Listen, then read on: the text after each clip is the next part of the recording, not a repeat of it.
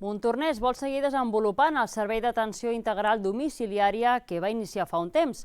Per fer-ho ha convidat a dues cooperatives perquè expliquin la seva experiència amb noves maneres d'organitzar els serveis de cura combinant innovació, comunitat i valors socials.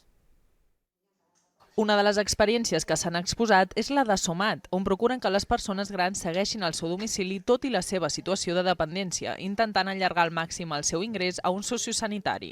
El seu servei és diari i cobreixen tota mena de necessitats, amb un únic objectiu: a millorar la qualitat de vida de les persones dependents o d'alguna dependència que tenga, ja sigui de persones grans o pequeñas. Closive, en canvi, és una plataforma d'intel·ligència artificial que acompanya els professionals i els usuaris vulnerables. L'eina acompanya la persona i després avalua que s'ha fet una millora de la seva qualitat de vida i la seva situació.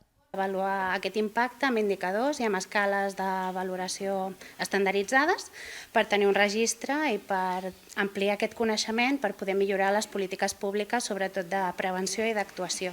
Ja fa un temps que Montornès treballa per oferir un servei d'atenció integral de gent gran. Ara, amb l'objectiu de seguir desenvolupant-lo, han convidat aquestes dues cooperatives perquè expliquin la seva experiència i d'aquesta manera prendre i executar un millor servei. Una petició que van fer els mateixos veïns del municipi.